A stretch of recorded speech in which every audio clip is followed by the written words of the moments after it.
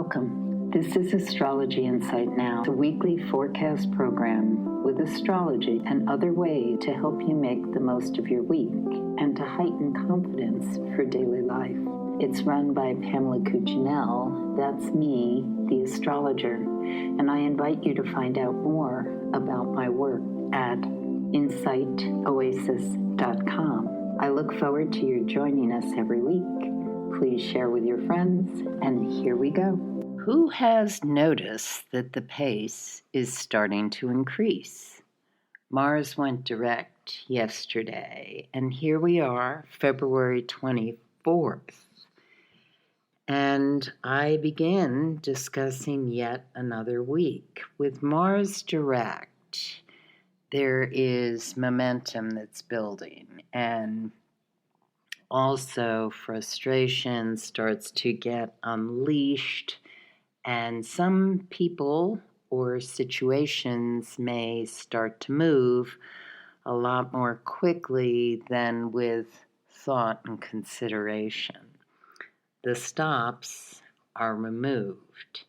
Mars will retrace its steps, and that will take some time, but for those of us who have placements in Aries, Scorpio, or a strong natal Mars, we may be noticing that impulse and movement are starting to get back to what feels more our natural way of being. So this isn't bad necessarily.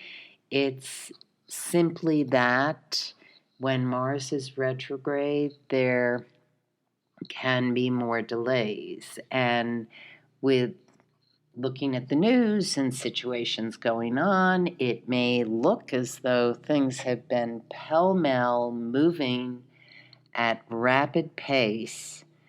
And the thing is, with Mars retrograde, one reason it symbolically is retrograde is it encourages us to slow down, to give thought before we take action.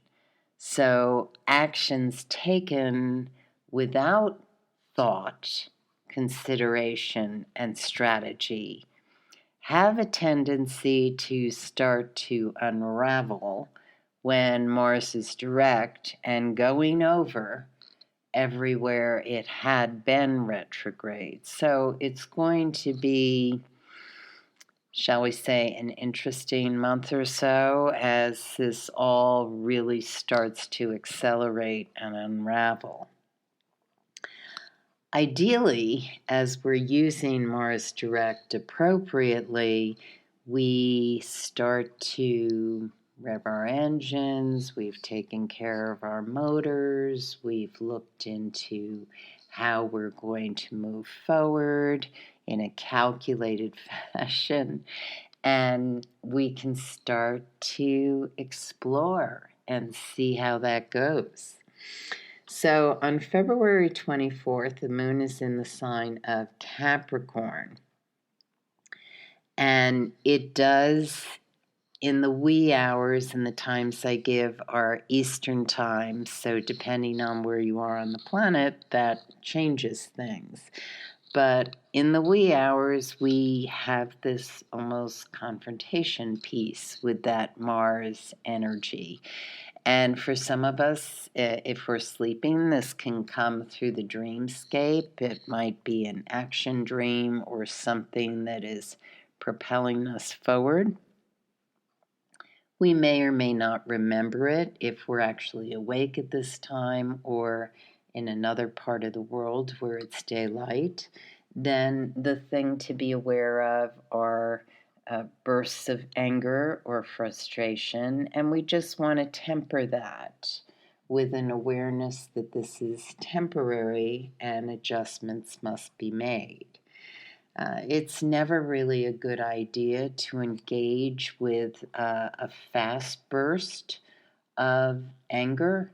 It's much more, it's more effective or constructive to respond to it in a way that's thoughtful than reactive. As the day proceeds, we basically can be having a pretty productive day.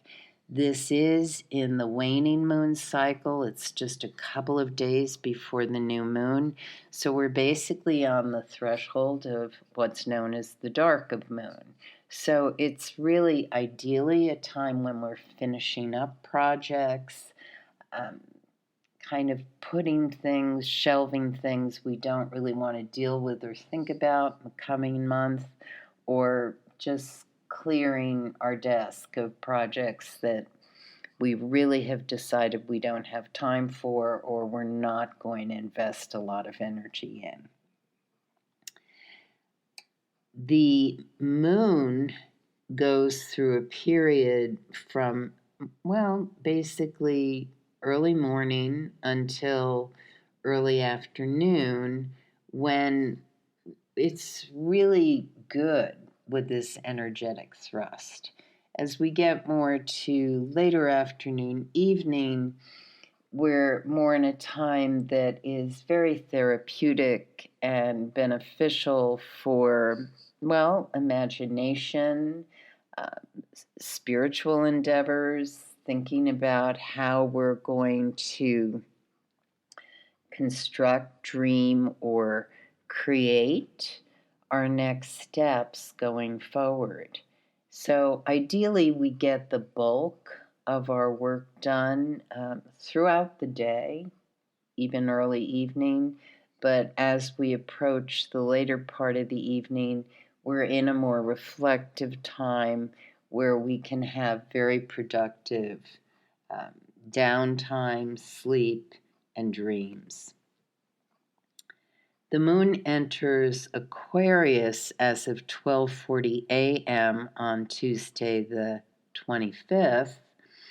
And once the moon is in Aquarius, the energy is, it's more fractious. When the moon was in Capricorn, productivity was kind of working with the acceleration of the Mars retrograde.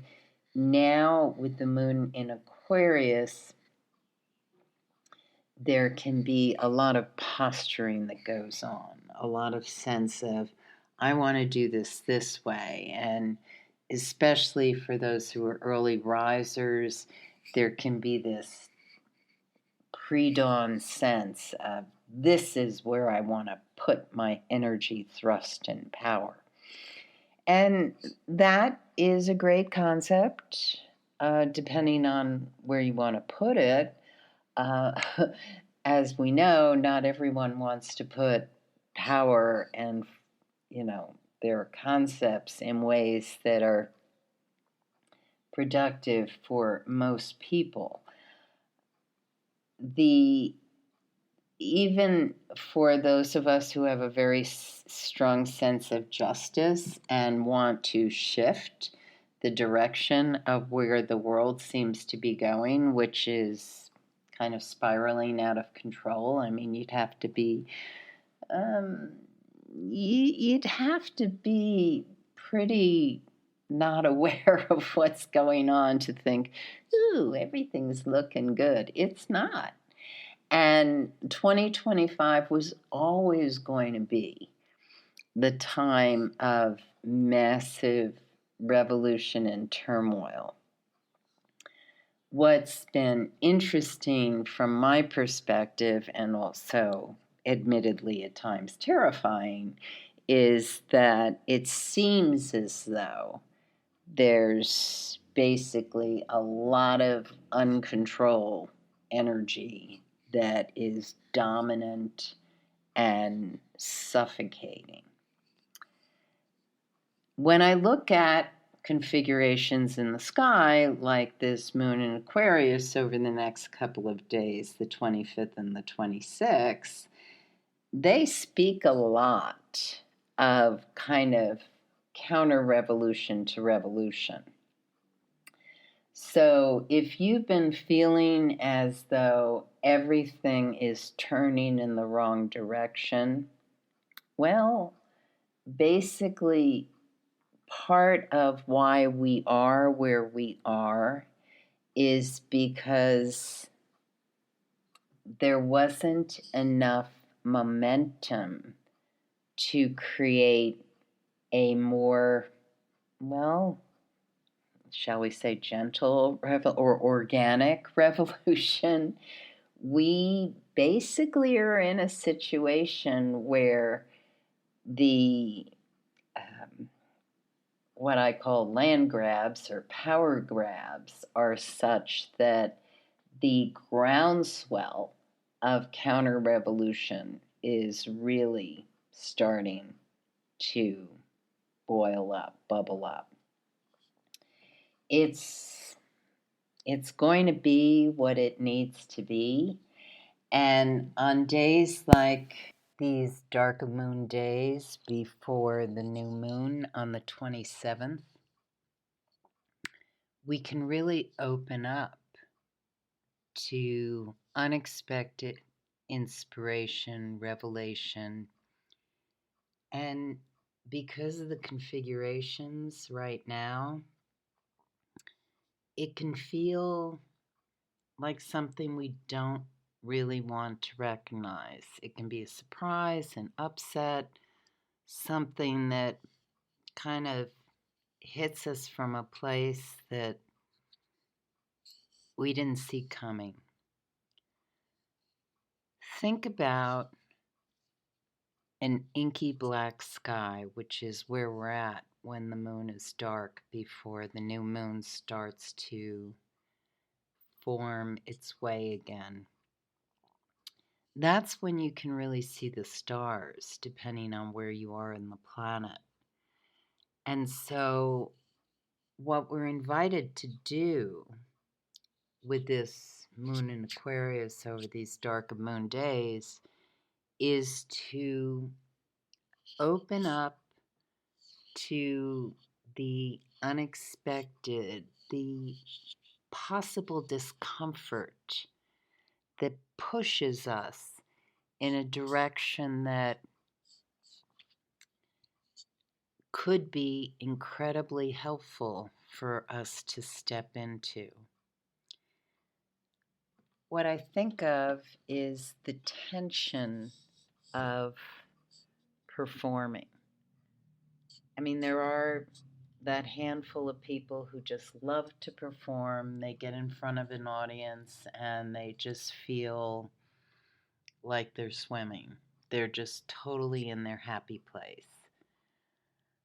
But a lot of people, including very celebrated performers, feel the friction, the tension of the challenge of putting themselves out there. How's the audience going to receive it? How are they going to deliver certain lines? And what if something unexpected occurs? Because there's always that tightrope that is possible with especially a live performance, something that may be beyond your control. So it's this dark of moon that invites us to allow the sense that something is not totally within our control, but we are in the action place of responding to what's around us in ways that has to do with taking an action that is allowing the possibility for change. And it can happen very quickly. So what's required in this dark of moon period is think about what you're really sloughing off, what you want to break free of. And, in today's world, or, if you're about to perform something or do something, that makes you anxious? Well, it certainly could be fear. It could be anger. It could be a sense of, I just can't make this happen, or I don't have enough energy, time, talent, ability.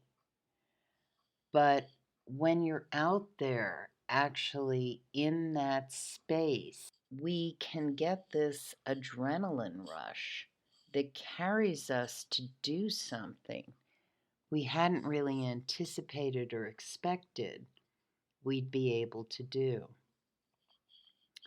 So I think one thing these couple of days are really good for is whatever pile of things you might have that you've been carrying around from move to move.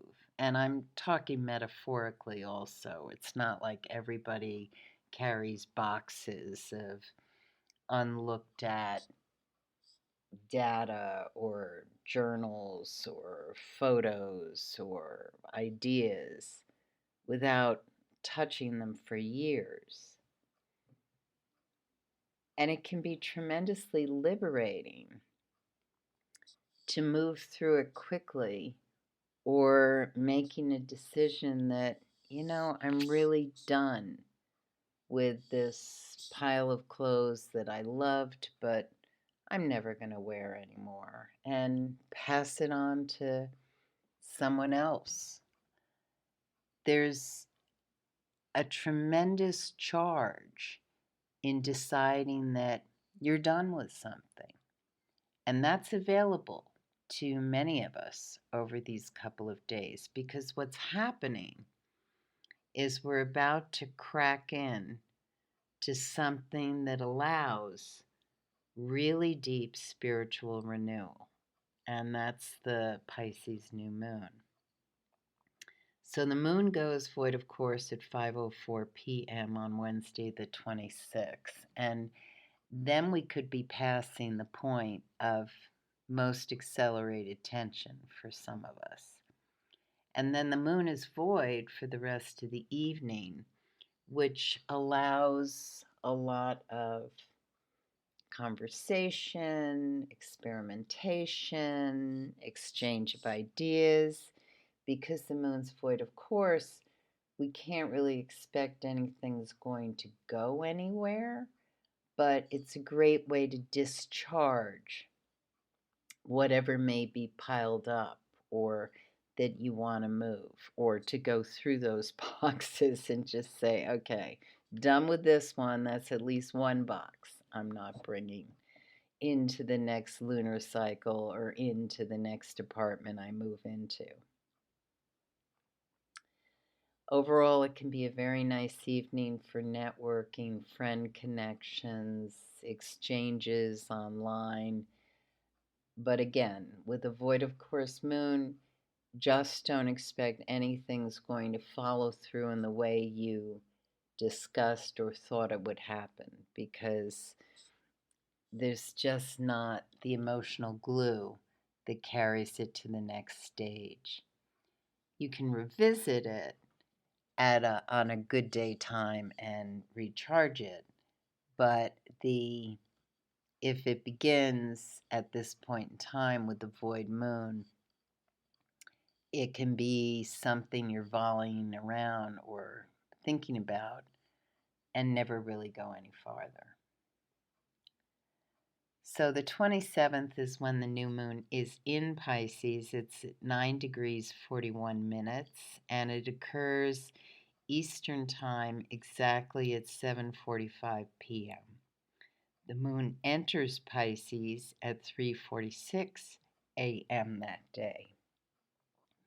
And this is a tremendously good couple of days for really launching or considering what the next creative project is going to be. It might be something that you've been working on for a long time and you're revisiting, tweaking, kind of blowing more air into, or revitalizing in some way. The Mars went retrograde, as I said, uh, over the past weekend, so that gives us a nice momentum, buoying things up. And the Pisces moon, the biggest thing to keep in mind is that the more selective you are with where you're putting most of your momentum over this next lunar cycle and beyond is what's going to get the most juice. Many of us can feel very fractured, pulled in different directions. I want to do this, I have to do that, this is speaking to me. And that's wonderful, to be full of brimming with ideas or possibilities or things you're going to champion and put your faith into or real belief into. But it becomes much more effective if you can narrow it down to, this is what I'm concentrating on now. And certain things can overlap, but the overall thrust really helps to maximize the potential of this new moon, because it basically allows us to tap into all kinds of serendipitous possibilities. It's very much opening heart energy, very connective, as I said, very creative, collaborative, and it becomes far more effective when you basically are able to funnel it into a project or one connection or one concept.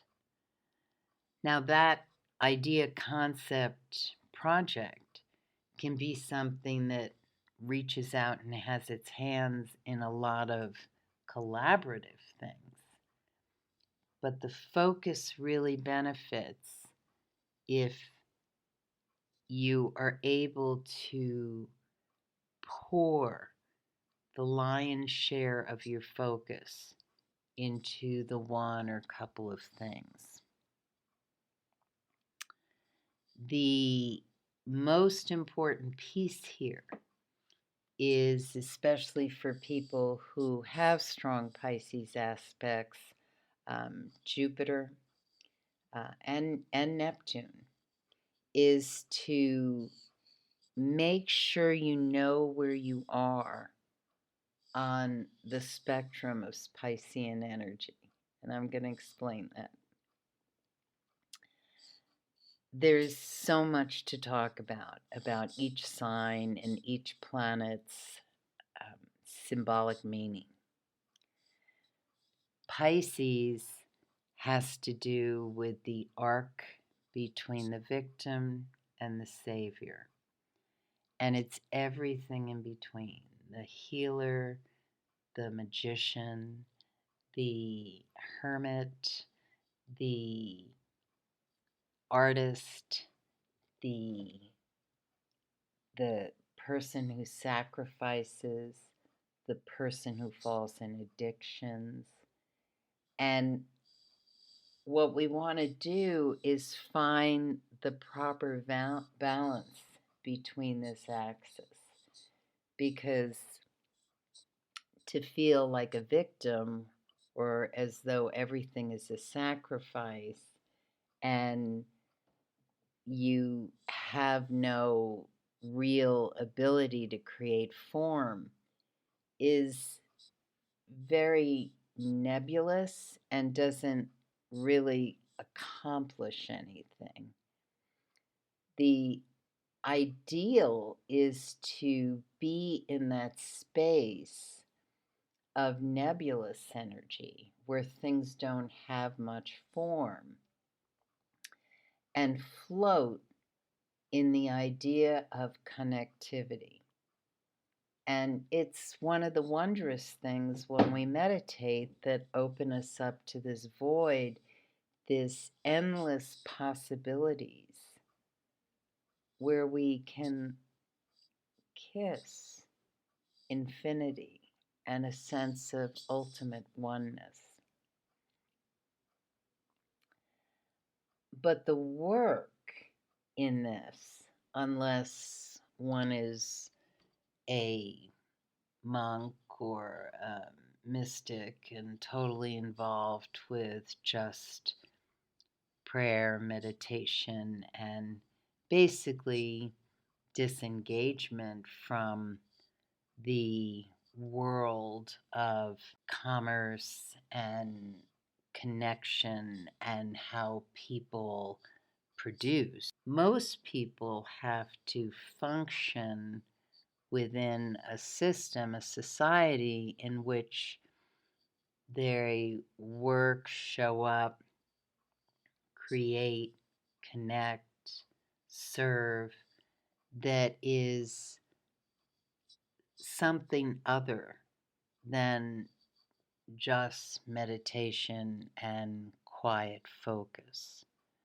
So, in that arc of movement, it can be very seductive to find oneself lost because, especially for people who are hurt by the injustices of life or the callousness of how they perceive the world.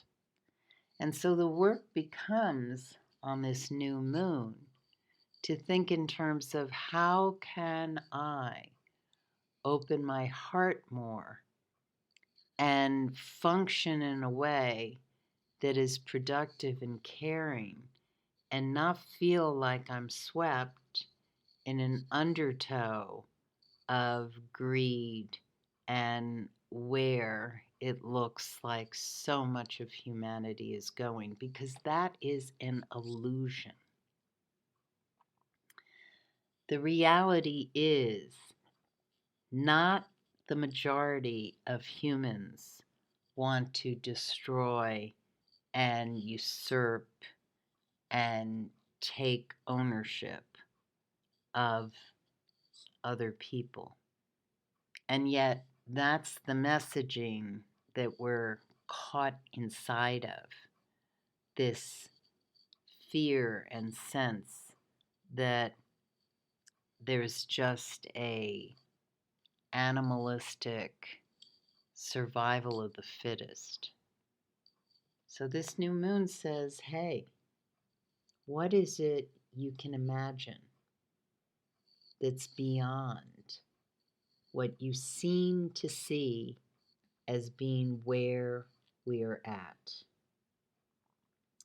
And the richest time of this energy occurs in the early evening on the 28th, and it just continues to feed how we can connect, love, and expand possibilities.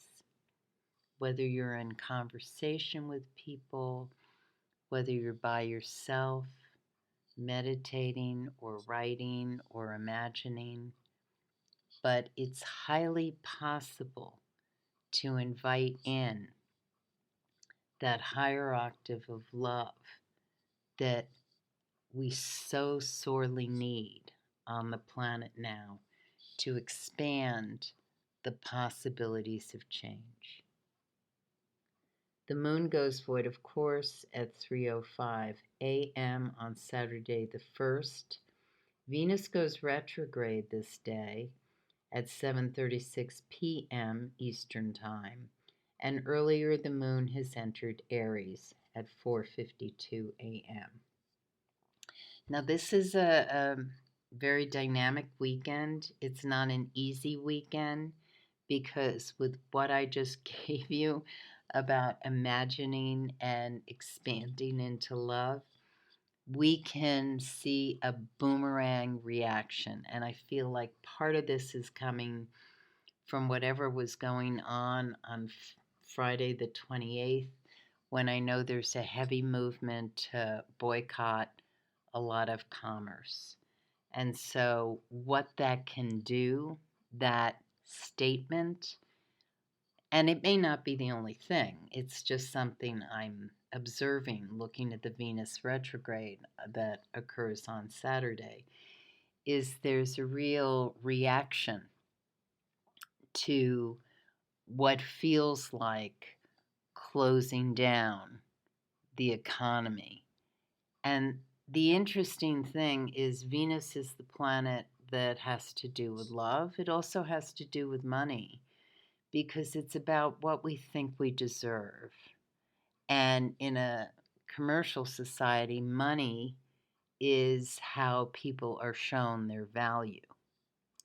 So with the retrograde, it seems to be saying, if I'm not shopping at Amazon or Walmart, does that mean I don't value myself, or I don't value the people I would ordinarily be buying for? No, it's a turn of what is it that I value and how am I going to express that? And so this shift that can be occurring, I'm not saying it'll be across the world, but it's showing this sense of people kind of re-looking at their values in a way that can be very dynamic. And we'll see a lot of backlash and reaction from that.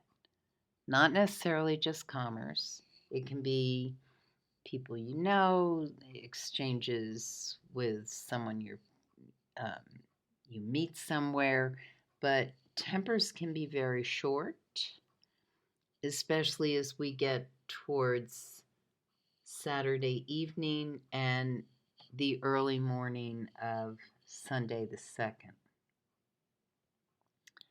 The moon goes void, of course, at 8:52 a.m. on Sunday, and then it's void, of course, all day in the sign of Aries. So this is a absolutely perfect day to be putting your energy in a project that you've already got on the stove. Put your energy into something you know how to work out and do, if it's exercise. Move in a physical way to discharge energy that wants to ignite and engage. And overall, we can start to shift into new ways of seeing, especially as we head towards spring and summer of this year.